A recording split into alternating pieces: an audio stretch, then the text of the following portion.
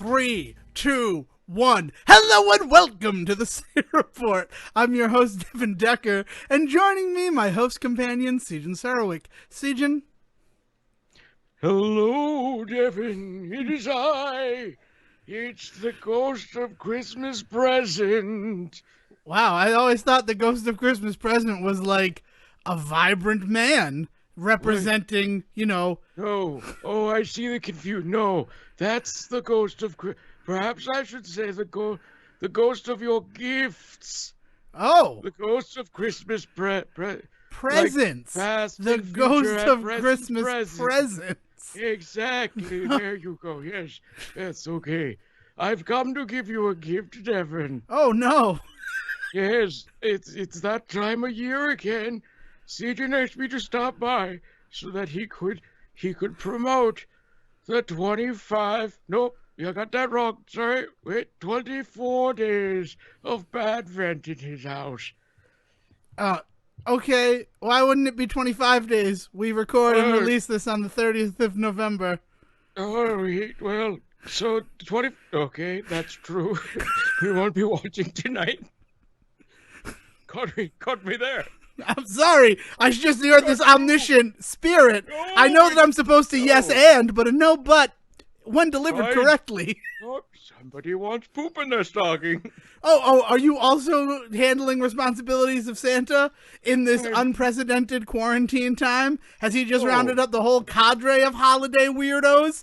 Can I expect Fruitcake Man to come?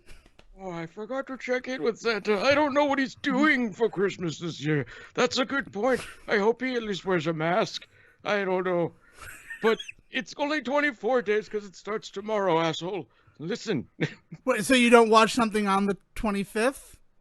No, of course not. That's Christmas Day. You get relieved from your duties on Christmas Day of this terrible watching, and it will be quite terrible this year. Because you're the ghost of Christmas presents past and future. Yes. Are you familiar with that Jeopardy where everybody lost? Yes, I believe you were hosting at that time. Do you remember that? I was hosting Jeopardy? Yes. Oh, you're talking about the first time it happened. Oh, yes. Oh, well, I'm just reminded of the question that they all got wrong, which was, this is the date in which the 20th century began. Oh. And the answer that the year zero? They all forgot about, there is no year zero. So they all wrote January 1st, 1900, when the correct answer was January 1st, 1901. And discounting the fact that the returning champion bet all $9,500 that he had, which is just bad Jeopardy. That's not how you play Jeopardy. No, of course. That's just bad. Yeah, no. What asshole does that? No. Well, the guy who was part of the time that everybody got it wrong, and they introduced 3 new contestants the next day. But wow. I mean, like, Alex Trebek was, God rest his soul, but he was kind of a dick on a good day. What was that like? It's pretty interesting. You should watch it. It's up on YouTube. But I just wanted to make sure that you were aware of that, as you say, the 24 days of bad vent in Sejan's household. It's not that hard. It starts on one, it ends on Christmas Eve. Really, we don't have to belabor this. It's okay. Oh, I'm sorry. I haven't spoken to any omniscient beings in such a long time that I just wanted to stretch it out as long as possible. I mean, gosh, going back 15 years now, it was 2005. I was driving to University of Rhode Island, and Santa, he actually stopped in to my car for a chat, and it was wonderful. That sounds... He doesn't do that often. Did you go talk to someone after that? It probably would have been a good idea. No, well, I offended Santa because I asked him about the elves up at the North Pole, because they're not really like elves in any other type of mythology. Well, you know what they say about Santa? He's a real snowflake. Well, I actually think it was more of a bad pun issue. It was my punishment, him touching his nose and flying out my tailpipe. Because I questioned if there was like one... See, when I did it, it was fun. When you did it, it was really upsetting. I apologize. That's why you're the omniscient spirit of Christmas presents, and I'm just a lowly podcaster from the state of Rhode Island. I think it'd be easier if you just call me from now on every time the ghost of past, present, and future presents. Okay. There. You don't want to be associated with Christmas. So, No, obviously, honestly, really, at this point, you pointed out COVID, and I'm really thinking some things now. I apologize about that. I mean, I wasn't going to bring up the whole PC issue of you being the past, present, future presence ghost. Because that's more PC than calling yourselves the ghost of Christmas presents. Because Well, I am the first person to yell at a cashier when they say Merry Christmas. It's Happy Holidays. I mean, come on. Okay, that's good. I'm glad. I just understood because I wanted to make sure there are 8 crazy nights of Hanukkah, as Adam Sandler taught the world in the 80s. So I just want to make sure that you represent those gifts as well. I imagine. It's funny that you say that because for the first time ever, Sejan and his family are going to include Hanukkah in this. Now, unfortunately, they couldn't find 8 movies, so there's 3 of them. There's 3 of them though. That's good. I can imagine one of them is 8 Crazy Nights. Yes, yeah. I'll give you $1 if you can think of the other 2. Well, I really like the Rugrats Hanukkah special, but I don't know if that counts as a movie. No, they'll be watching plenty of TV specials, and I'm gonna be honest. That is too good to be included in this list. It was the reason. It's Badvent. I forget. Right. Yep. I have a natural predilection to just not really enjoy any holiday themed television, so all of it kind of falls into my own personal Badvent. but I should probably not bring my own prejudices to this. I can't think of any other Hanukkah films that one might watch. I'd love to hear the other 2. So the next night they're going to watch 8 Crazy Nights, first night of Hanukkah, obviously. Second night they're watching Double Holiday, in which a young Jewish girl learns the joys of Christmas. So it'll be great. It's like Erasure the musical. It's so good. But then after that, at the last night of Hanukkah, they are going to watch the Disney Channel original classic Full Court Miracle. I would switch Full Court Miracle and 8 Crazy Nights, but only because the end, the scene at the finale of 8 Crazy Nights takes place on the last night of Hanukkah. Well, I don't disagree, but the other great thing going on this year is we're really trying to get involved with other people watching. So okay. The first night of Hanukkah is actually going to be with an actual class of other fellow Jewish students to watch that movie. But we invite other people too. We're up on Instagram this year, as well as, Twitter. That's the other one. There you go. So I imagine that you're not a big fan of Twitter as the ghost of past, present, and future presents. No, honestly, it's gonna be Instagram all the way, baby. All right, so has whatever has turned you off to Twitter, I don't know if this breaks the continuum, but if you can tell me, has whatever turned you off to Twitter already occurred in my personal timeline? Or is it further down the line when I'm hosting Jeopardy? Oh, no, in your personal timeline. I mean, day one, I wasn't really sold on Twitter. You have to understand, at the time, I was the model for Snapchat. So when Twitter came along, I wasn't really allowed to get in on it.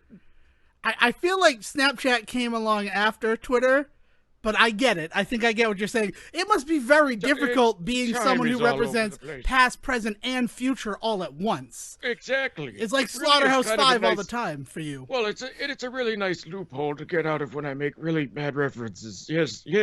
Yeah, I mean, it feels like a real continuity crutch for a poor writer. But yeah, no, I love it. I think that you're a fantastic visitor to the show. So I've derailed a lot. Is there any other things that you wanted to share with us? Ghosts of past, present, and future presents? Follow everybody on Twitter and Instagram and also Facebook if you want to share and let everybody know what you're enjoying. You also don't have to watch the same thing we are. We're gonna have a list up, but it's fine. But last but not least, don't get the first vaccine. Wait for the second one. That's just a little tip from the future. All right. All right. Thank you so much for stopping by. I have to imagine that this was some sort of possession situation where you just inhabited Sejan's body, hopefully not against his will because it is 2020 and we understand about consent and rights. I don't know if I need to exorcise you or if you're going to just tap the nose and fly out the tailpipe, as it were. So, Siegen, are you there, bud? Oh, let's see. What's a good LNG?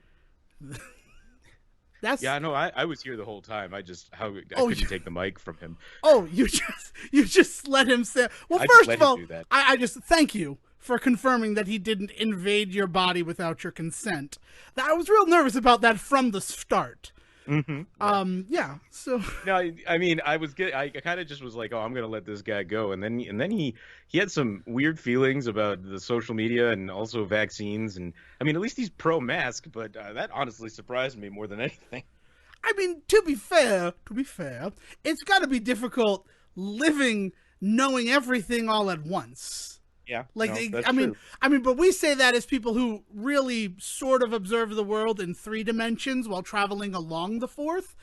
I mean, he's observing in 4 dimensions. Maybe it's easier for him to comprehend. And Yeah. honestly, who are we to judge the way that he looks at the world? I think you might be giving him too much credit, but sure, yeah. Oh, okay. I think what really threw me is when I asked a question about something that's happening in 25 days, and that threw him off his game.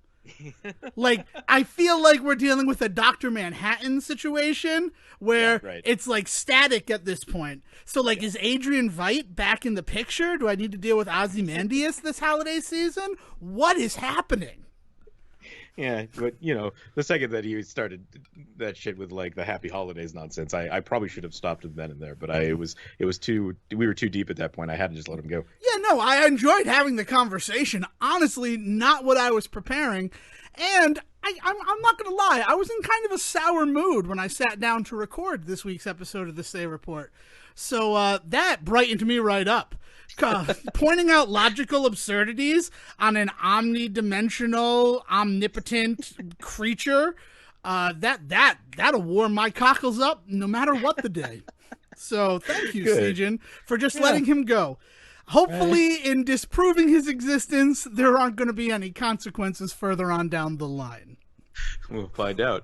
Yeah, man, why were you in such a sour mood? I was in a sour mood because we had some reboots premiere recently, straight to streaming services, and one of them I watched, and because I am a children of the 90s, I thought that I should also watch the other one that came along and weirdly sort of picked up the torch that the first one lay, unclaimed for so long. All right, let's cut through the crypticism here. No, I'm sorry. The crypticism's fun.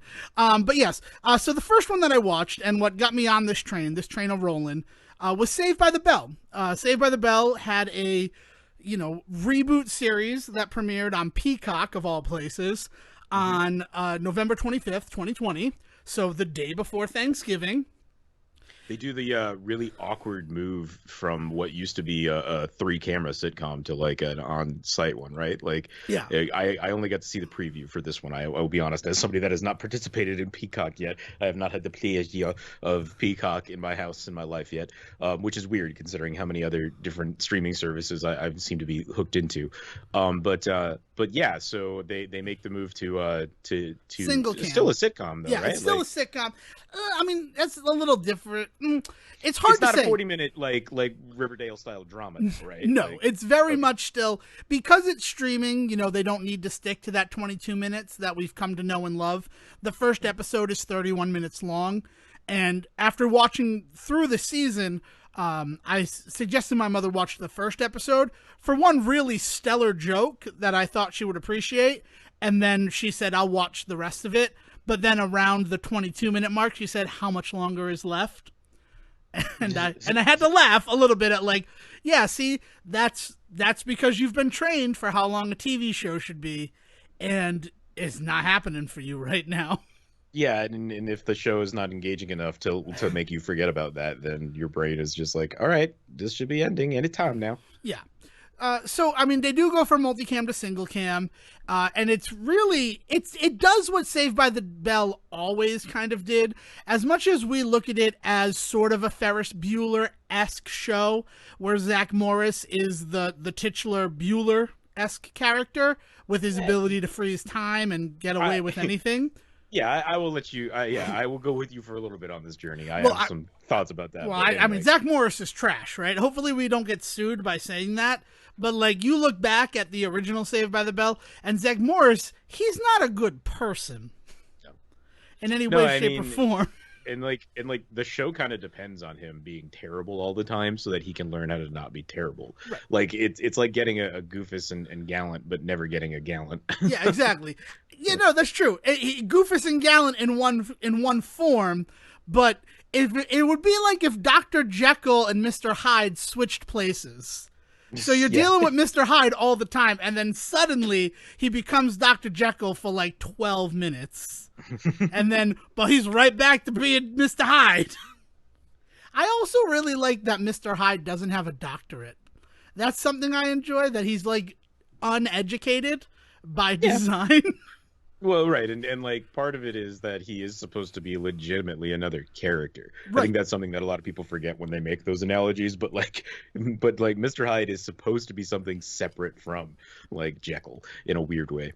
Yeah. And that's one of the things that I like. And like and Stevenson is telling you that right on the tin by by not calling it The Strange Tale of Jekyll and Hyde, by Dr. Jekyll and Mr. Hyde. They're two people who consume one point in the axis of life. Right. Yeah, whatever. So yeah. So Whatever. Because Zach Morris is this Goofus character who learns his lesson at the end, I've always kind of looked at Saved by the Bell as a continuation of the after-school special. In fact, that's sort of the whole genre that it exists in. Is after school special. It's why the college years only ran for 13 episodes, because there's no lessons to learn with them in college. Yeah. By that point, if they haven't learned their lessons, it's just sad, really. But that's not true. There's always lessons to learn there. But that's why we have shows like Undressed. I'm just thinking about the 90s. But yeah, but like there's a specific flavor of Saved by the Bell, and I think it is that after school specialness that really separates it from things like Boy Meets World, right? Like you could very easily put those two in the same box, but you shouldn't, because like where Boy Meets World definitely has its after school special moments, I feel like Saved by the Bell is after school special the show. Right. Well, I mean, Saved by the Bell, by its very design, had to be educational, because it was on Saturday mornings, and it was after that whole people were up in arms because Saturday shows were being used to sell product. Right. So NBC said, well, we're going to be the first ones who are not selling product with our Saturday morning show. And we also can't discount the fact that the first season of Saved by the Bell is a completely different show. Exactly. Good Morning, Miss Bliss. Yeah. In which they live in Iowa, and it's weird that in the second season, Zach Morris acts as if he's always lived in California and forgets his friends Nikki and the other one. His and friend. Miss Bliss gets relegated to a background character. Yeah. It's strange. It's just strange. And then let's also not discount the fact that the fifth season, half of those episodes exist in an alternate timeline where Kelly and Jesse Spano, I don't think ever existed. And then Tori comes into play.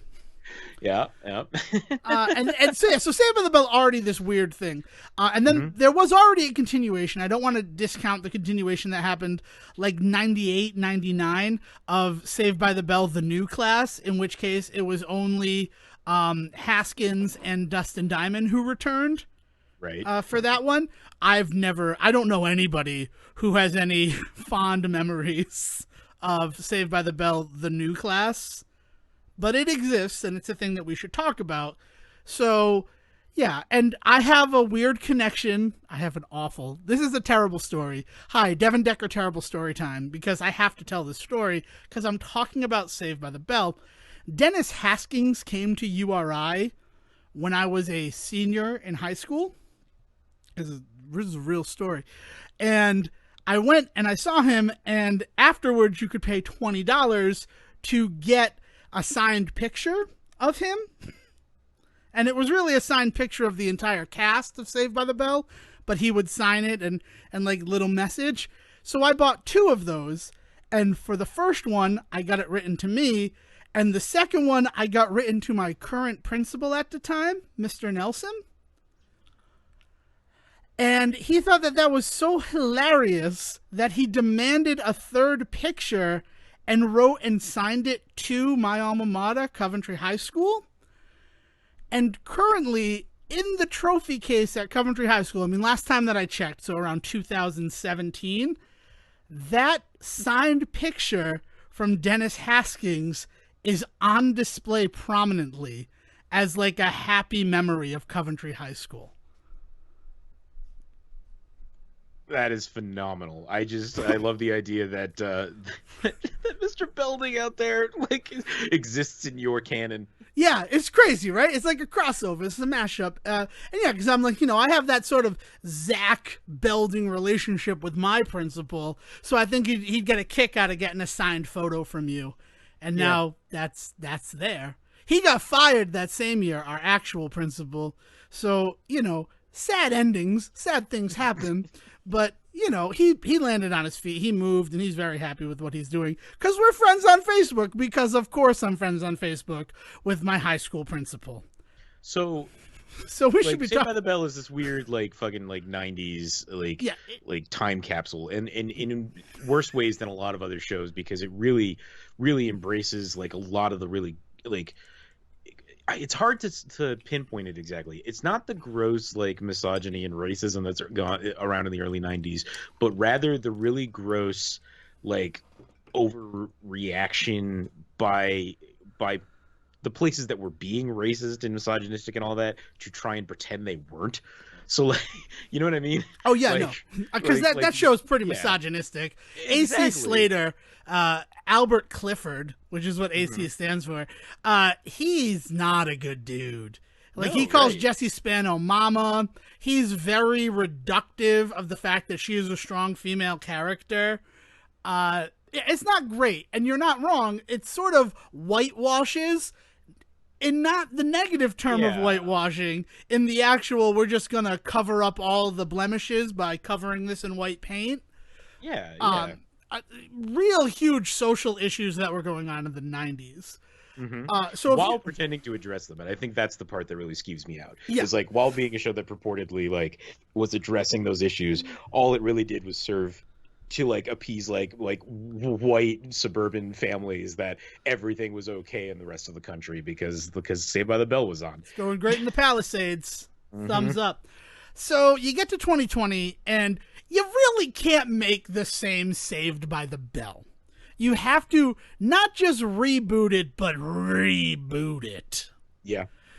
I was curious to know where they go with that type of story nowadays. I mean, not least of which because there's a bunch of shows that have already kind of done that. I don't know. I mean, maybe we're ripe for a new one, though. Right, and that's the thing. I mean, Saved by the Bell makes sense. We've talked about on this show Roseanne, Murphy Brown. Remember Murphy Brown? And it's awesome reboot. Fucking comeback for one season. Yeah, yes, that was so good. Will and Grace. We're living in the time of reboots. And it would seem strange that Saved by the Bell wouldn't get one, especially when you consider the fact that they have always been bought and sold as property of NBC. So if they're creating their own streaming service, they're going to lean into the skid and try to deliver something that they're known for. Kind of like with Disney doing The Mandalorian. At the time, they were known for Star Wars, so it makes sense that they put all their eggs into that Star Wars basket. I mean, they tried to do their High School Musical thing, and they made promises of Lizzie McGuire and all that, and then they found out, no, these shows, they haven't really aged as well as we thought they did. Yeah, and and the other thing about Saved by the Bell is that compared to all those other shows you just mentioned, I'm probably completely speaking out of school here because I'm not in the writers' rooms on these things, but Saved by the Bell never had the same artistic integrity that a lot of these other shows purport to have, right? No, they didn't, because they replaced a character for half a season because they needed more episodes to reach syndication. Yeah. And when two actresses who had been on the series from the second season, said, no, I'm out of contract. I'm not coming back. They're like, fine, we'll just make up a new character and nobody will care or notice. Well, and worse than that, you know that they probably weren't even saying we aren't coming back. They were probably saying, you know, pay us a fucking fair wage, as a couple of young female actresses in this town probably not getting paid what they should be per episode. Like, pay us a fair wage and we'll come back. And that's when they get shut down and so, no, we're just going to write in a new character. Like yeah. Yeah, there's probably there's some skeletons in the Saved by the Bell closet. Right. Let's say. So then you come to the reboot, and the storyline is Zach Morris, because, you know, we live in Trump's America at this time, has become the governor of California. Yeah, sorry, those words came out of my mouth, and it's not funny when I'm just reporting on it. It's funny when you're watching it, and he says that he attended Bayside High School, and then he went to college, then he married his high school sweetheart and became a cool lawyer, and they insert a shot from Franklin and Bash. And you laugh because, holy shit, now Franklin and Bash is canon. Like, I dig that. I personally really dig that moment. No, that's fine. That's fun. That's at least an acknowledgement of your audience more than that is an invitation to your audience to be more involved than the original show ever gave us. Very true. I mean, it felt like it was for me. And that's what I wanted to show my mother, because I felt like she would feel it was for her. And then, you know, it doesn't work. So as the governor of California, he does the usual Zach Morris job. And when he needs to make up for like a $3 billion budget deficit, he decides that he's going to shut down poor schools and transplant those students into schools in wealthy areas. Okay. So you have Douglas High School and you have Bayside. So Douglas is shut down, and those students from like the inner city are now bused to Bayside for school. And that's sort of like your main conflict, is you have the Douglas students, who's Daisy, Aisha, and Devontae, and they go to Bayside, where they meet Mac Morris, Zach's son, Lexi. Smart. Yeah, right. Lexi and Jamie, who is Jesse Spano's son. And I'm pretty certain it's going to be revealed that Slater is his father, but I might be wrong on that. But I'm pretty sure that Slater is his father. Like, they didn't reveal that in the first 10 episodes that all dropped on the 25th of November. But it just feels like Jamie is going to be Slater's son. And, you know, you have Discount Willard. What's his name? I can't think. He just passed away, and I'm very sad that I can't remember his name. Oh, the Fred Willard. You have Discount Fred Willard. John Michael Higgins is Chip. The principal. Yeah, I love Chip. Yeah, he's great. He's a great actor. I mean, he's perfect for that role, because he's not going to be it. And he decides that everyone at Bayside's going to have a buddy with someone at Douglas. So Daisy is paired up with Mac, Aisha with Jamie, and Lexi with Devontae. And, you know, it's a single thing. But the person who has the timeout power and who is the Zach Morris is Daisy from Douglas. And a lot of those timeout moments are to be like, what the hell? Like, this is what this school is like compared to where we were? Our library was a Bible and some brochures from the army. Yeah, and I mean, like, does it work? Because, I mean, it sounds like somebody's putting the effort in. And again, that's more than I could say for any time I ever watched the original show. The effort is definitely there. And I will give them, they deserve all the credit they I mean, there's a reason I kept watching, because that was an engaging storyline. And they also go the route of Slater is the only two returning main cast people are Jesse Spano and AC Slater. So Elizabeth Berkley, she has a last name, I think it's Jensen. I think it's Elizabeth Berkley Jensen is her name now. And Mario Lopez are the ones who are returning. And Jesse Spano is like the guidance counselor at Bayside, and Slater is the football coach. There you go. So Slater sees Devontae, big dude from the city, and he assumes, oh, I'm going to put this guy on my football team. But Devontae, now that he's not in the inner city and doesn't have to, like, live up to some sort of weird standard, decides that he's going to try out for the musical. Where awesome. Aisha, who was playing on the football team at Douglas, she's going to try out and try to be the quarterback at Bayside. So, like, it's really good, like, arcs. Like, they're treating it not like the episodic way that you would have Saved by the Bell before. They have these character arcs. And Devontae, he has that whole issue, like, chilling with his friends back home and, like, not wanting to be honest about the fact that now he's going to be in a musical. Like, he has to bounce every day at 5 because he has to go to rehearsal. And he doesn't want to tell them that, because he's afraid that they're going to judge him.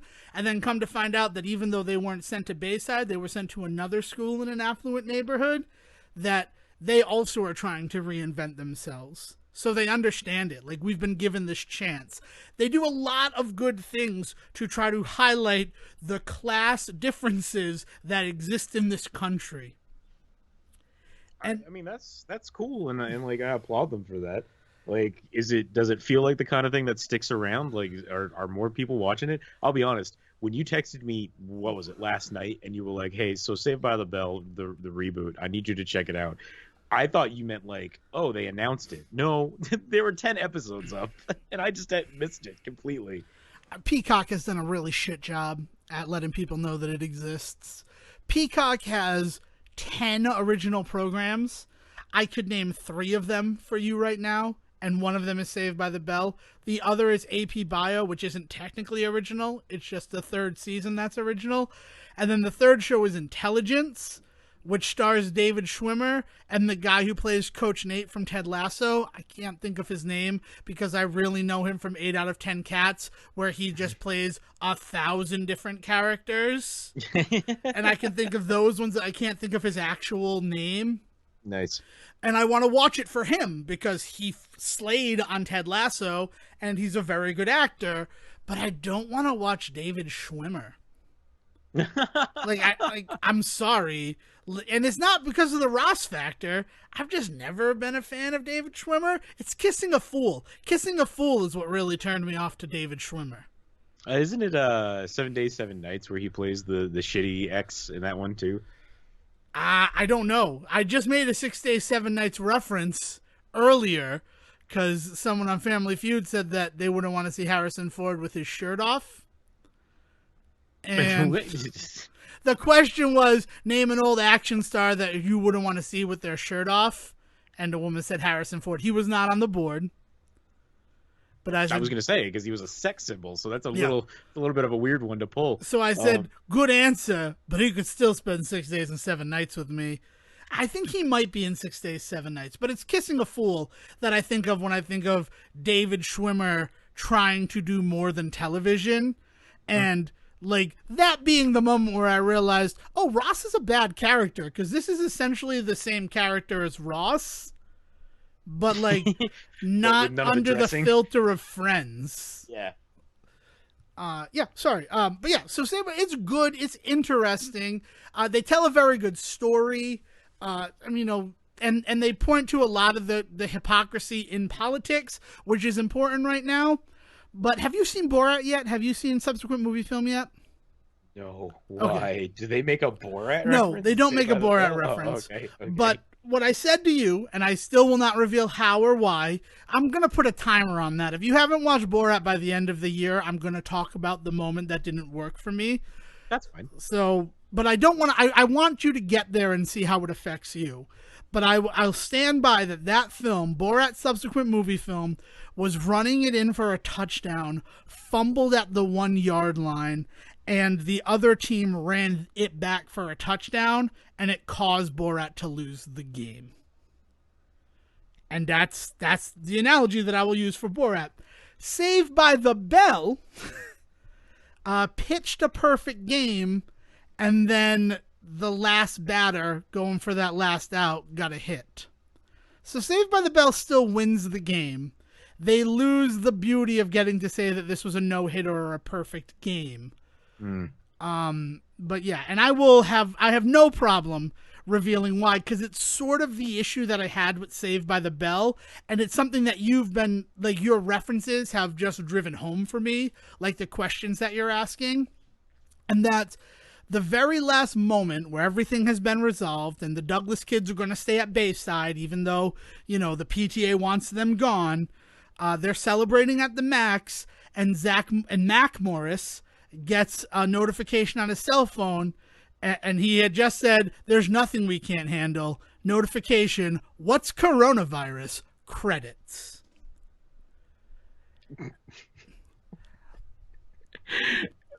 What? Yeah. And, like, that hits hard and that hits weird, especially when you consider that Saved by the Bell, they were working on this series, and then in March, when this happened, they had to delay and shut down production on the series until it was deemed safe to come back, and then they finished it. So, like, coronavirus is something that actually affected this show, and I've been watching plenty of shows that have been dealing with it, right? NCIS New Orleans, SWAT, Bull, which I need to talk about Bull's coronavirus episode because I stupidly watched it right before this show, and I'd like to unpack it with you, because the thing that I tried to cleanse my palate with then also upset me, but I think talking it through with you, we can maybe get to the root of why those things happened. So Saved by the Bell, it was weird, but then it retroactively made me look back at everything that had came before in Saved by the Bell, and there were moments in it where the fake world that they had built made me forget that we are currently in a quarantine and that we just saw a second surge, and that by all accounts there's going to be a surge because of this 37-day holiday that's like coming up, this whole holiday event, and people are still going to travel and they're still going to see people despite the fact that everybody is saying just stay home, right? Think about next Christmas, don't worry about this Christmas. Right? Yeah. I mean, and Hanukkah and all that, but you know what I'm saying, right? Like, think about next year's holidays. Don't you want to be around for those? Right, exactly. It's weird because I feel like addressing what teenagers and like kids are going through right now with school and this and like friends, it's like it's a huge deal. Like, I mean, they're in like important developmental phases in their life, and like they're having extreme like moments ripped away from them. You know, kids' first days of high school are gone now. You know, at the end of last year, kids were losing their opportunity at their prom and things, and like this isn't good. Like these are definitive moments that connect all of us, and these kids aren't having them right now. And like, so I understand the desire to, with a show like Saved by the Bell, address it. It's just that, and this is what I was seeing the new show, knowing how Saved by the Bell used to address issues back in the 90s, I have no desire to see that. Well, it's not even like it's addressed. Like, if halfway through the season they then started to have to deal with coronavirus, right, I would have been okay with that. The fact that it's a throwaway joke at the end of the series that might be the final word that this series ever gets. Like, yeah, that's true. I'm thinking in terms of them getting a second season and like actually using the platform to address it. But if they never even get that, and it's just a fucking joke at the end, like a tagline joke at the end of the series, it's kind of a kick in the nuts. Right. And I only say that because, as you pointed out, it doesn't seem like people are aware of this. Mm-hmm. I think I've seen one or two posts from people on my own social media bubble who actually watched it, and I said it's enjoyable. I please give the whole series a try, even though like there's some laggy bits in there. Like overall, it's a pretty good 10-episode journey.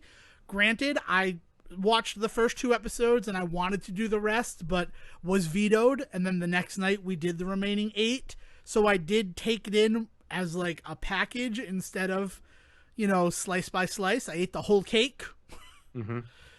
So that's going to affect how something resonates with you.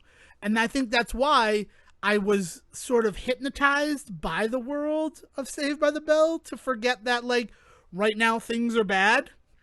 And it's okay, right? Like, that comfort food that makes you feel better about things, that's fine. That's a good thing to have.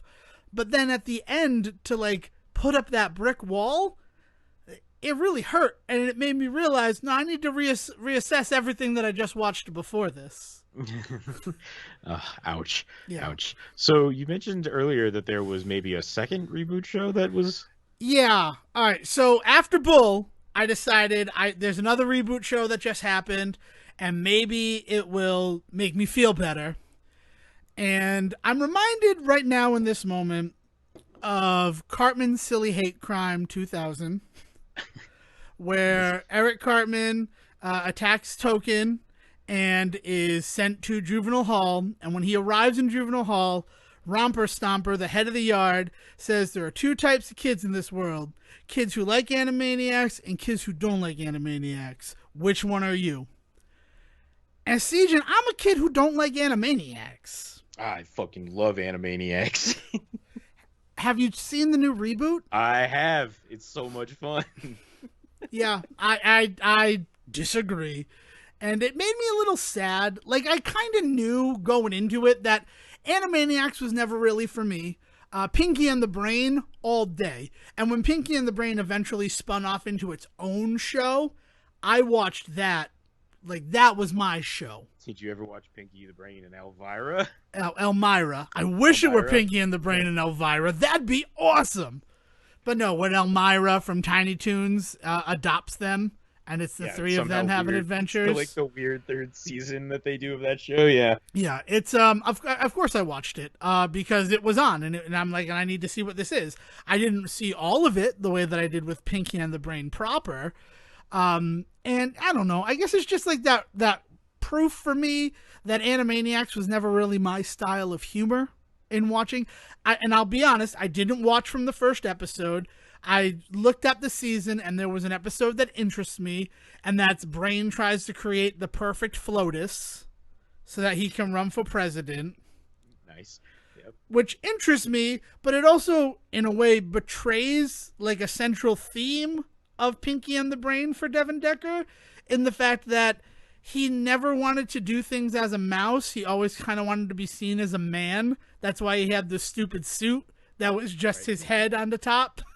Right, that he used for the Jeopardy episode. Yeah, just to tie it all together.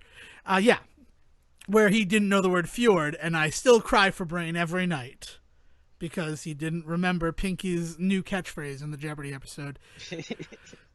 Which would have been enough for him to take over the world.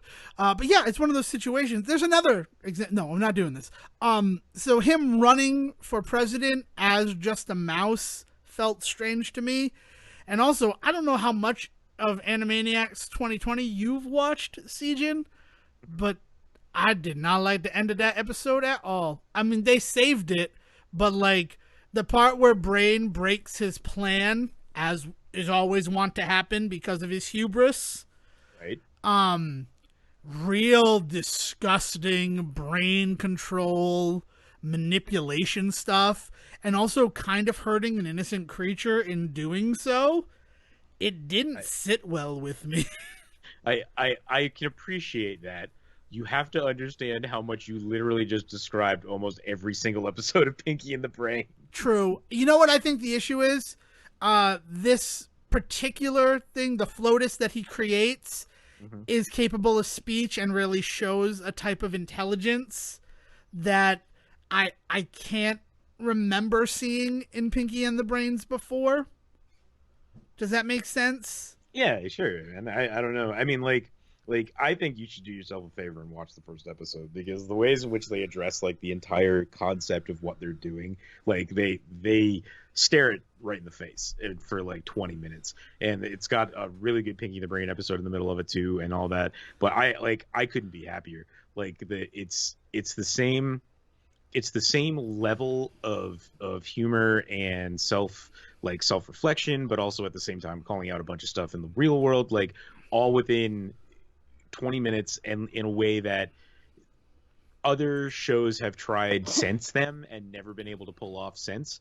And so, like, I guess if you didn't like Animaniacs to begin with, I couldn't tell you what to feel about this, because it is exactly like just later, like it's just another season of that. Yeah, and I think that's why I didn't specifically start with the first episode, because I thought, well, if I that's them at their best, right? I want to judge them based on like a later episode, and I know that's wrong. I know that's like not the best way to approach it, but this was the episode that, reading through the descriptions, kind of interested me. So that's like, I'm gonna watch this one and see. And I don't know. It's the admission is that I am not a fan of Animaniacs. As sad as that makes me to say. But again, like they said, there's two types of kids, and I'm just the kid who doesn't like Animaniacs.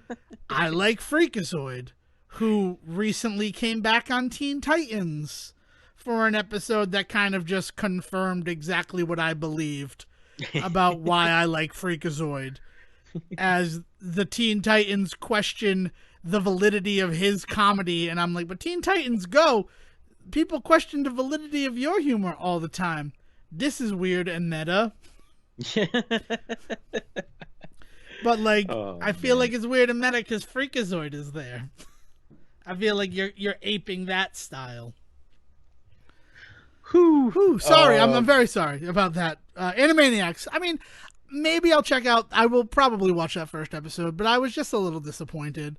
Like, I liked the Pinky and the Brain. It was an interesting scheme, and the end result of that person still being out there and now plotting against Brain, I love that. I love that Brain has a villain, because Snowball was always one of my favorite characters from Pinky and the Brain, the show. Mm-hmm. But, you know, it confirms to me that I'm just not really a fan of the Warner Brothers and the Warner sister. It's a shame, man. I mean, it's an institution. You know? Well, give me Hysteria or give me death. Not really. I don't like Hysteria either.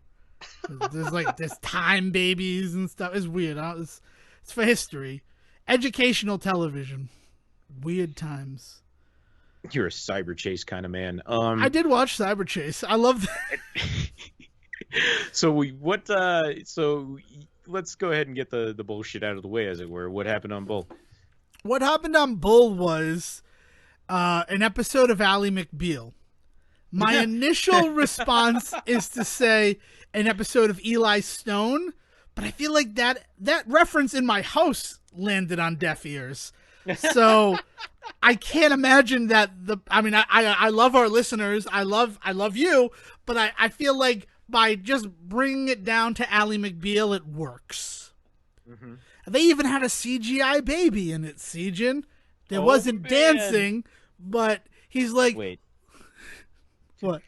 Why was there a CGI baby? Why was there a CGI baby if it wasn't dancing? That's a good question. Bull was trying to soothe his daughter, and he's like, I want you to look over my shoulder at New York City, and like, that's the world I wanted you to live in, but now because of this virus, we can only observe it from a distance.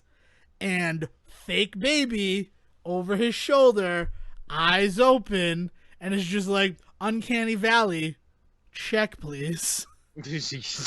That's a weird... Oh man, what is the point they were trying to make? What? And here's the other thing, right? So the whole thing is, it starts in March, as all of these premieres have been wont to do. Is we're going to start in March, and then we're going to see how coronavirus has affected the characters on the show that you enjoy. And that's fine, and I'm okay with that. I'm okay with our art reflecting our life. And that's something that art it has always done. So it's not like I'm offended that coronavirus is coming up. It's like, for Saved by the Bell, it's like, it shouldn't be a tagline joke, right? Like, you just made a joke of it. Yes, exactly. You just made a joke of this thing that is still very much affecting us. Right. So we see March, we see May, we see June, we go to September, and that's when he's trying to soothe the child, and then he comes back in, and he has a call about a meeting to go meet with a client. And then the episode, the whole time, he is lip-syncing poorly. Sorry, Michael Weatherly, but you don't know how to lip-sync, buddy. I'm going to be the one to tell you that. And it's made even harder when, like, Christopher Jackson, George Washington from Hamilton, is also in your show. That you don't know how to lip sync, Michael Weatherly. And yeah, so he's singing all sorts of, like, Bad Moon Rising and I'm the Boss Man and all these songs throughout the episode. He's just singing them, and it's absurd, and eventually he has a conversation with himself about don't doubt yourself, you know what you're doing is right. And then, because the case is awful, the client that he takes is like the most despicable client. He ran background checks for landlords, and it would check all 50 states, and sometimes it would get the information wrong, but they didn't have a human checking it. So, you know, the Sejan Sarowick living in Hawaii, who's been selling methamphetamines for 5 years, he's also going to show up on your report, even though you've never lived in Hawaii and you've never sold methamphetamines. So then the landlord sees to this. Your knowledge. Yep. Well, you're not going to incriminate yourself on our podcast, right? Don't be that guy. But yeah, so then the landlord sees that and decides that he doesn't want to rent to you. Right. And like the way that the owner of the company is displaying it, it's like, no, yeah, you should be getting sued by the federal government for your misusage of funds and misrepresentation of people. Yeah, you fucking asshole. So, is this supposed to be a funny show? So, I mean, Bull is a courtroom drama, right? Mm-hmm. And it's based on the life of Phil McGraw, but I can't imagine that that's the case anymore with the series. Though there was a moment where I'm like, oh, it looks like Bull might not be in trial science anymore. Is he going to get a talk show? Is that going to be his next act? Couldn't think of what act. And it comes down to it, and they lose, but he wants to meet with the forewoman of the jury, because the whole jury thing, his whole thing is watching the jury and knowing what the jury is going to do. But because of the quarantine and the pandemic, they're not in the courtroom. They're down at the convention center in a room, and they just hear everything through microphones. So he was convinced that the forewoman would be on their side, so he arranges a meeting with her, even though that's hyper illegal, right? Yeah, like you're not supposed to do that. And it turns out to be the mother of his child, his former wife, Izzy, but not Izzy. Like, it's just the same actress who's portraying this. And she holds his hand and she's like, you need to wake up, Jason. And he wakes up in bed.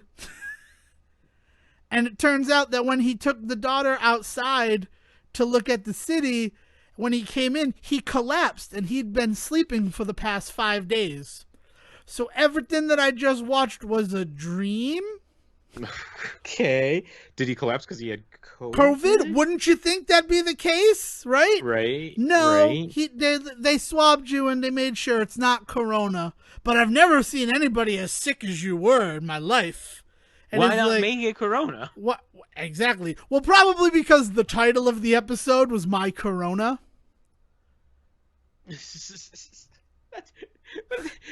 And first of all, stupid. Second of all, that doesn't preclude what we just asked.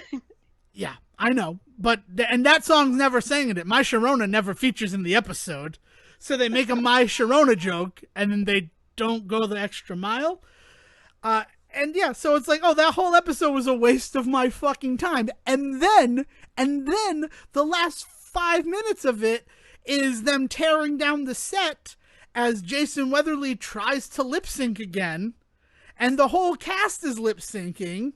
Like, this is our shot, this is our time. And then at the end, they're like, thanks for coming back, we missed you. Here's to season 5 of Bull. And I'm like, you didn't earn this? That terrible hour of television you're patting yourself on the back for? You sons of bitches. It was just like, I was uncomfortable. And that's what they did. And it made me upset. So I'm like, let's try Animaniacs, all right? Because I'm in a good mental state for Animaniacs. Yeah, that's good. Sounds like you really prepared yourself for the show that you already knew you weren't going to like. Yep. By watching a show. Yeah, let me tell you, Bull is a show that I have been out on like 8 times. Like I'm like, I'm done with Bull now. And then I'm like, but where else am I going to go at 10 o'clock on Monday? I'm going to watch Bull. It's going to happen. This is the one that Elijah Dushku left because this is the one that Elijah Dushku, the last 3 episodes of the first season were clearly setting up for her to become a new recurring character on the series. But because of how poorly she was treated professionally and with like sexual misconduct and misogyny, that she left. And she ended up getting like a $9 million payout. Yeah. Yeah. No, it's not a show that I should be watching. I understand that. And then there's also the fact that there was a character Cable, who was played by someone with the last name Atanasio, which one of the creators of the show is Paul Atanasio. So you have to imagine that that's his daughter. I can't think of her name, but or there's got to be some familial connection there. And halfway through the second season, they wrote her out of the series because she committed treason, and Bull fired her for committing treason. And I mean treason against the United States of America, not treason against Bull's little firm. Right. Dang. Yeah, that's also one of the most frustrating moments in Bull. You know what Bull is? Bull is my hour a week to be fucking frustrated. And it's what allows me to be Devon Decker the rest of the time, is that I dump all of my frustration into that show. It has to be it. Also, the guy who plays Benny, I love him. He played El Rey in Planet Terror. I can't think of his name right now. He's one of my favorite actors. So I'm going to support him in whatever he does. Mm-hmm. And he's often the shining spot in Bull. It's him and Christopher Jackson, who I know that it's upsetting that I don't know the guy who plays Benny's name. I'm upset about it, but I know Christopher Jackson's. As he was doing the singing thing, there was a mural on the wall of what must be the dressing room corridor that said, "I believe in Chris Jackson," with a picture of him on it. Wait. Wait. So, did you put that there? Is that just there? Is it a reference to Hamilton? What is happening, Bull? I don't want to see behind the curtain on this show. Well, it's all in his head, so it doesn't matter. Nah, anyway. that part was over. Freddie Rodriguez, thank you. Yeah, no, that part was over. He had woken up. This was then from the cast and crew of Bull to you. Thanks for coming back. But yeah, so Cable, you know what she did to commit treason? She stole files on a USB thumb drive, and then when she was getting checked, right, to see if she had taken anything into or out of the secure room at the Pentagon where she went, there was a convoluted fucking story. She hid the USB drive in her tampon bag, right? Which is fine. That's a trope. We see that a lot in movies and television, that the security guard who's oh, I'm not going to check in that. I don't wants to know nothing about no ladies goings on. Yeah, right. And it's a stupid trope, right? Because of that trope in real life, that'd be the first place that I would check. I'm going to just be honest with you. Yeah. But that trope loses all meaning when the security guard is a woman. Is that supposed to be like building anxiety, oh no, she hit it there and he'd never check. Oh, it's not a he. Yeah, oh, damn, I'm prejudiced. And then she holds it and she's yeah, you're good to go. And it's just what the hell, Bull? And then she commits treason. They don't know about it. Jason just finds out about it, fires her. She's not on the show for 8 weeks. Comes back at the end to save them, gets her job back, and then premiere of season 3 of Bull. You got me on the Bull train, and I'm sorry. That it opens with a bridge in New Jersey crumbling from the center, and we see hundreds of cars just tumble into the ocean. And it turns out that she was one of those cars. So now she's dead. She can never come back to the show. What the fuck? What a weird friggin' show. Now that I'm talking about it and removed from it, the show's nuts. Episode 7 of season 4, because this one stuck with me. A kid climbed up on a pizza slice to take a picture for Instagram because they were offering, free pizza to the best Instagram picture on the pizza slice on top of our building. And the front of the slice broke. The kid fell and broke his arm. And then the insurance company wasn't going to pay out. So Bull was representing the insurance company to make sure they didn't have to pay for this kid who got hurt. and like, and he's supposed to be the hero, and he's like supposed to be the hero, and they end up winning because it turns out that the guy who owned the pizza place was like, you know, we could get you that free pizza, taking a picture up on the slice. Okay. Yeah, okay, I think we're done with Bull. I apologize. But I had to vent because, we're gonna like... We're going to put a memoriam on Bull talk anymore on the show. Yeah, there's no more Bull on the show. Unless, okay, it needs to, like, there needs to be a friggin' nuclear key turn. I will talk to you before it off mic and see if it is appropriate. It has to be an agreed turn. Okay. And I will tell you right now that unless it is a dead person coming back to life to be on the show, I don't know if we're ever going to talk about Bull again. All right, and I'm fine with that. Also, Bull makes me sad now because Paul Addonasio also did the show Tommy starring Edie Falco, and that show was awesome and got canceled after 10 episodes. I like Edie Falco. I can't watch Nurse Jackie, though. I can't do it. Really? Yeah, it's too hard for me to watch. Yeah, no, it's harsh. It's the same with it's in the same vein as like a Shameless for me or something like that. Like I love everybody on those shows, but man, there's just some shit that goes down that I don't need in my life. Not my entertainment. That's not entertaining to me. Yeah, there's definitely a very distinct line for me where I'm just like I get it. Drama is definitely a worthy cause. It's not like I feel like it's not art. It's just I just don't need it in my life. Yeah. You know what other show, and I'm not going to talk about it now. Big Sky. Mm-hmm. Big Sky is probably going to get canceled. And I say that because the first episode, very, very good, ended on the cliffhanger, which is what you want your first episode to do. And the second episode was kind of just boring and more of the same. And not boring and more of the same and like, we want to reintroduce you to everybody, but like, this is pretty much what the show is going to be every week. Because there's an overarching storyline of missing girls. And this is what you're going to watch until they find the girls. Yep. Strap in, everybody. It also bothers me because it feels like it's trying to take the place of Stumptown. And I'm very sad about Stumptown being canceled. Well, especially because it got renewed and then canceled is the worst part of that. Yeah. Like any word on exactly what happened there? Like I have to imagine that it was filmed in Portland, Oregon. It was filmed on location in Portland, Oregon. And you'd have to be a fool not to notice what was going on in that city during the time when the show was canceled again. Yeah. Right? That's true. Yeah. So I feel like it's that, and I feel like it also was a pretty expensive show to create. Along the same lines, like we talk about Ed a lot, they licensed a lot of music, and I know that music licensing has changed a lot for television, but that's a lot of money right there. Let alone filming on location in Portland means that you're housing people, not just cast but crew. You're remote operating, which is more expensive it's more expensive to film on location. So like, I imagine that they're like, we're renewing this because it's got the numbers and people are watching it.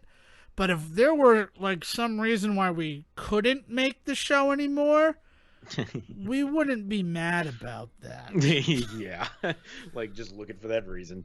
That's a bummer though, man. Like I can't imagine being in that position, especially this year with like things looking so uncertain and being told like, nope, we're gonna renew this. Your job is safe, and then like 2 weeks later finding out, nope, that was a lie.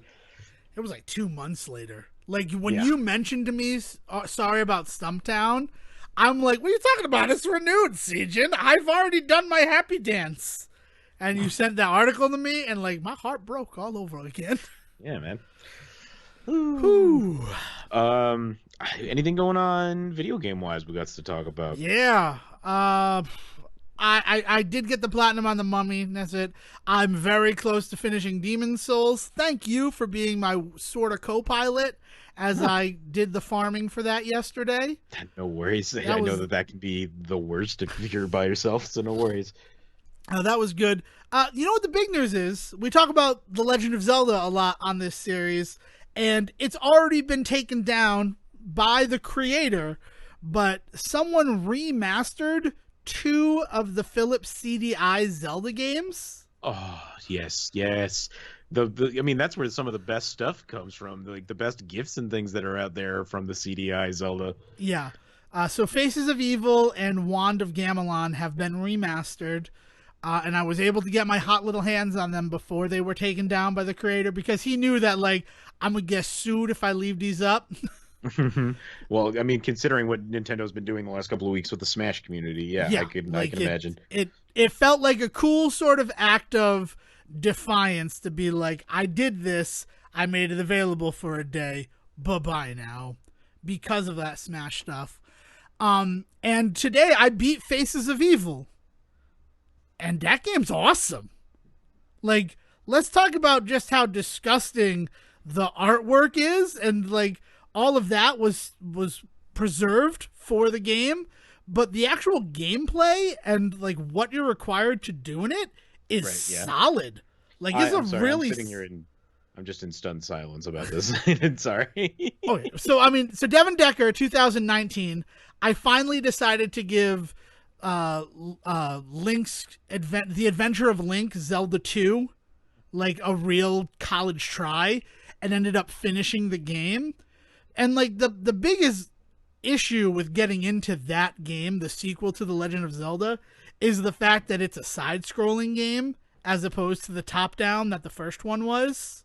Right, but as we've talked about, I think, before on this show, that had those actually side-scrolling elements to it. If you really go back and play those, like every time you enter in like a little dungeon or something, it becomes side-scrolling. Exactly. So it's not super weird that it was there, but that's sort of the big, hurdle that people need to get over. And once I got over that hurdle, I really enjoyed that game. And Wand of Gamelon and Faces of Evil are more of that 2D platforming Zelda experience. But with the exploration and like fetch quests that really define later games in the series. And there was one moment where I had to like look up to be like, a bomb should break a rock, right? It's been breaking rocks this whole time. Why isn't it breaking?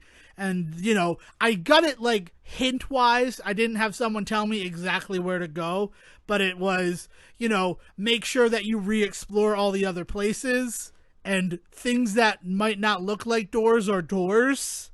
Yeah. Yep. So I'm like, oh, okay. I guess that's terrible advice. Thank you for that. But I did it. I played it. I really enjoyed it. And I was surprised because, like you said, they're memes and everybody laughs at them. But then to actually sit down and play it, I sat down and played it in one session and enjoyed the crap out of it. So recommend, if you can get your hands on the Faces of Evil. It's a pretty solid Zelda story. I mean, like, how do you get past some of the phenomenal artwork of this? I mean, it looks like somebody ran like fucking my artwork from 3rd grade through paint and then like recolored it themselves. You know what? You don't focus on the artwork. You like. I think I don't. If I had played it in 1993, I don't think I'd be saying the same things, right? Because you've had Link to the Past, right? So I would have played Link to the Past, and then I'm playing this in 1993, and I'm upset that we've gone back to the style of Zelda 2 because I haven't had my awakening about it. The artwork is so bad and so crappy, but like you need to understand that like that's because we had the Philips CDI and the Sega CD. That's why PlayStation was able to come on the scene with its shit sorted out. Yeah. No, I mean, it built on the failures of those before it, for sure. Yeah. Like, no, this is not, it's an animated cutscene, but it looks like garbage. And also, like, big shout out to the TurboGrafx CD, because they did it right. A lot of the TurboGrafx CD games are exceptional. Most of all, Rondo of Blood, which I just replayed through. I love Castlevania Rondo of Blood. And if you haven't played it, you should play it. All right. That's everybody. I don't know. I think that's it. Miles Morales, I'm very near the end, and I'm excited about that, but I play video games wrong by everybody around me because I want to complete everything before I go back to the story. And I will say this for Miles Morales. Unlike the Spider-Man game that came before it, it knows that there are going to be people like me who complete everything before the story, so they dole out the content in chunks. Nice. Everything is not available from the beginning. You get to a point where you've completed all of the side quests available, and it's like, now you got to do the story, Chucklehead, if you want more of that. Yeah, right. No, that's I mean, for open world games, that's definitely the way to do it. Borderlands has always been really good about that. And like in 3, you can see like the way that they gate it is planets, right? Like you don't discover the next planet, so you can finish all the stuff beforehand if you want. And like I'm glad to hear that things have been going good with Miles. We'll have to talk about it once you finish it up. I'm curious to hear your thoughts on like the whole experience. I mean, it's weird because for a game that like blew up when it first got announced and then like kind of had like weird like reactions to the reaction, like I haven't heard much about it since it came out. So I'm glad to hear that you're enjoying it. From what I understand, everybody that's touched it thinks it's magic. Yeah, and I mean, but I'm not gonna lie, there have been moments where I'm like, oh, that camp of people who are like, this isn't a full Spider-Man game, you might have some merit. Yeah. Well, we'll talk about it. But we'll touch on that once I finish it. And I think, I mean, that's really it for me. I did a lot of TV. I finally saw Alice's Restaurant, the film based on the song. Really? Yeah, we did that for Thanksgiving. That? Oh, okay. We've been watching new movies that nobody's seen on Thursdays, and Thursday Thanksgiving, it kind of felt like the only choice. I mean, I used to date a girl whose dad would put that album on as we sat down for Thanksgiving dinner. And like that was like the album that would play in the background to Thanksgiving dinner for almost a decade of my life. It really did kind of bring me back to high school where like I learned that song for the first time, specifically just Alice's Restaurant, not the entire album. And then like once every Thanksgiving I listened to that song, and then to think that I've been doing that for at least 15 years, like that was kind of sticker shock on who I am and where I came from. Yeah. Devon. Nice. I don't know. Is there anything else that you want to talk about? Anything that no, you nothing major this year. The family and I are looking at a new addition at the end of the week. Oh God. We were finally approved for adopting a shelter dog.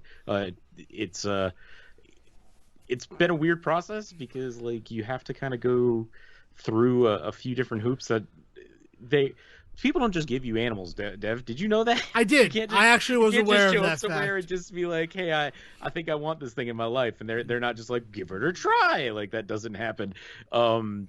Yeah, so we've been going out and meeting different dogs, and you have a lot of weird like near misses. Like you go out and you meet them, and then something just doesn't click, and more often than not, it has nothing to do with the animal. It's the foster family who gets the final say, and if you don't quite click with them, then like you're kind of screwed. There's no chance you're gonna get that animal. And not that every foster family we've met has been genuinely sweet, and their biggest concern has been about the animal, but like we have met a few people that have some weird feelings about what constitutes the needs of a dog. And like you're talking to a guy that I will give a dog anything.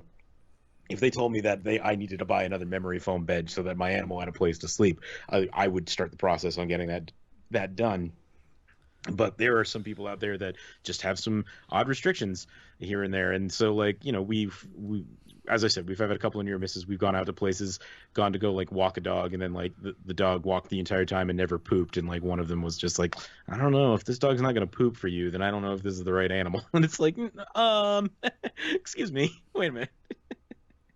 I don't think that's going to happen. I don't think, I don't know. Maybe there's a worry that a dog will just become constipated because it hates the people it lives with. But I've never been aware of that issue. But yeah, we finally got approved for one, and so fingers crossed. At any second, anybody can like turn around and be like, never mind, we don't want to adopt this. We don't want to let this dog out for adoption because our family loves it or anything like that. So we're not going to count it done until that dog is in this house. But Friday that should be happening. Very cool. That's awesome. Meanwhile, I'm sitting here like the cat's a roommate that we let live here. Yeah. You kind of got to be that way with cats, though, right? Like they need to know that like they can take care of themselves, but also they've got somewhere that they can be when it rains outside. Exactly. I mean, that's at least been every cat that we have. Going back to the first one, that literally was someone on the side of the road. Take this cat. Okay. I'm allergic to cats, Devon. This cat is ours now. I love him. His name is Tango. But if anybody ever out there ever gets the chance to do the whole, rescue a pup somewhere, like definitely try it, and like don't get discouraged when you realize how much work there is involved. I think that's something that a lot of good families kind of shy away from doing the process that we did with the adopting of like a foster care dog or a street dog or a shelter dog, because there's suddenly so much red tape involved. Because I mean, not least of which because the second you get the government involved, there's always red tape involved, right? But like there's a lot of people in the process that want to make sure that the animal is going to end up in a good home after the life that it's had, and because of that you're going to have to jump through some hoops, but it's totally worth it. I mean, the other option is puppy mills and breeding, which is gross in its own way. Not that those dogs don't also need a home too, but we got to figure out a way to stop that, and one of the best ways to stop that is to just adopt or rescue. There are plenty of animals out there that need homes. And if you can do that path, I mean, our first dog, Gadget, she was a rescue dog. And the first couple of years we had her because she was abused. I'm talking like real Shiloh level treatment. She was so afraid of us. And it like felt good to know that we calmed her down and made her feel like she belonged and could love us again. That's an accomplishment that it's difficult to find in this world. Yeah. So we're just we're gonna start that journey starting next week. But yeah, excellent. Other than that, we're diving into the bad vent stuff this coming week. We're gonna post that stuff up. I've already followed Twitter, so if you can find me, you can find the bad vent. I'll see what I'll do with our at bad vent movies is the Twitter handle on that. And I'll see what I can do about getting it up on like Facebook and stuff too. Is that also on Instagram at Bad Vent Movies? Yep, same thing at Bad Vent Movies. Yep. Perfect. I was gonna ask because the ghost of past, present, and future presents. He gave a lot of information, but he didn't give that.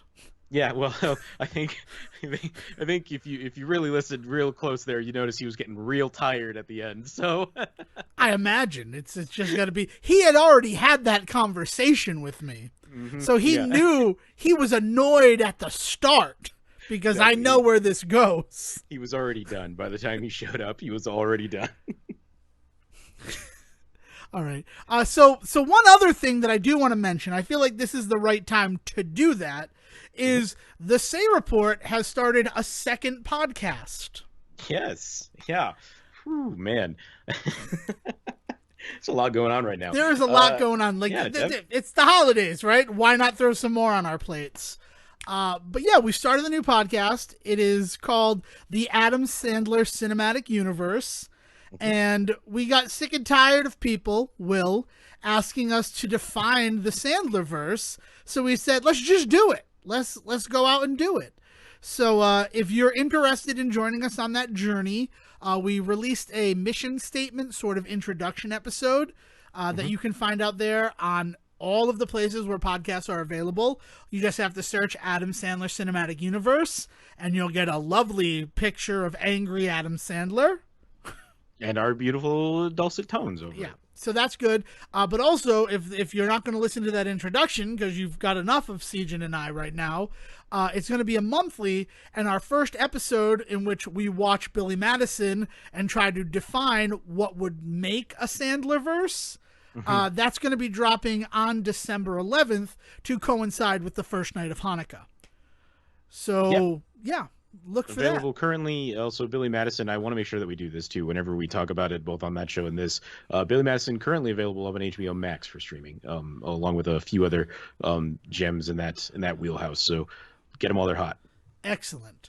And if you want to talk to us specifically about the Adam Sandler Cinematic Universe, we'd love to hear from you.